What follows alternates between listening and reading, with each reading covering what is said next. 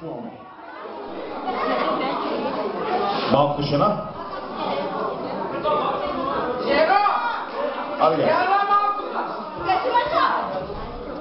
Днеска, Миша, имаме гости. Приготви масата. Направим едно кафе.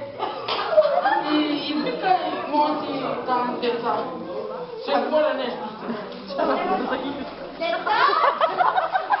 Елате, баща да говори нещо с това. Ой, моля ви се да гръща.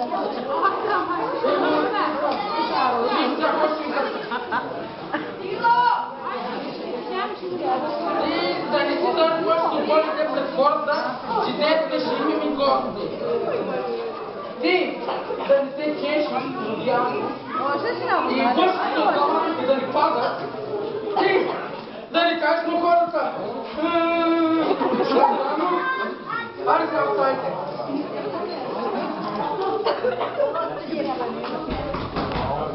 Ау, зелени сватата!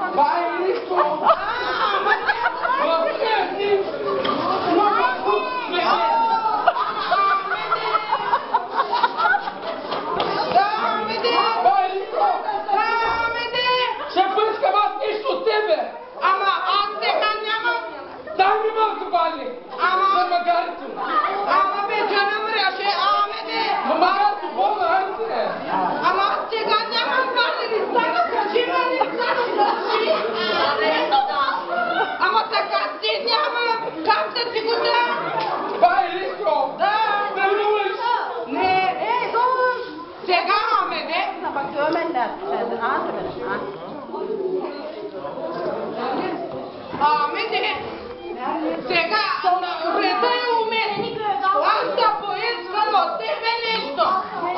Какво ще искаш, и сега дай ми там едно така бакърчето. Брашо, нашата жена да меси там 2-3 усомуна. Да дадат децата вече. Нямаме. Дека направи. Така ли беше? Ни аз на него и ни той на мене. И сега, пак да те питам нещо. Нали знаеш, че аз като имам охвата сега?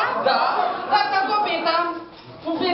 Питам сега. Ти имаш ли деца, Амеде? Аз точно имах 8 деца. Ама 5 умраха. Останаха 3. Амеде! Изкъпи ми лицето ми! Няма ли желая нищо? Децата ми! Децата го... Целунете на чичови ръката. Добър ден, моето дете! Изтри си тополите, много да моля! Изтри си ги! Кажи! Ама и ти си ги изтри! Кажи, бе, въшките! Въшките, пази си ги от мене, бе! Нямаш ли граници, бе! Христо! Да, буде! Баща ми шапка ще зуби!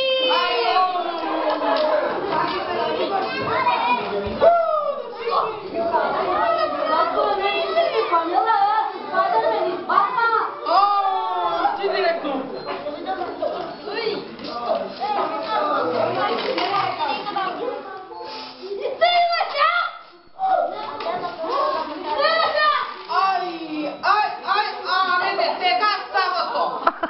Ама сега става.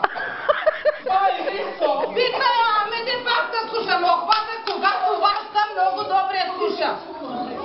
На твоята жена, да си на ухото. Ама сега, ами да тата разкажа.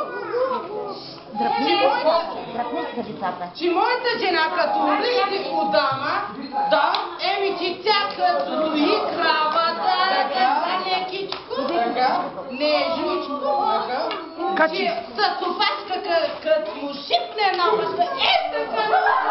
бай, нищо, изкарам я кила, бе. Имаш и такова нещо? Бай, нищо, не си си го. Никога. Сега. Еми, защото това една опаска ми прави това. Ами да разкажа още един. Ето, бай, нищо.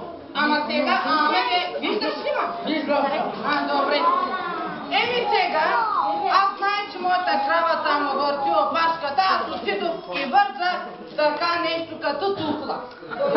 Много чуме, бай, нищо. Ама аз си го знам, кажи Маристано. Кажи Маристано. Да, така. Сега аз като бърза, като шипни на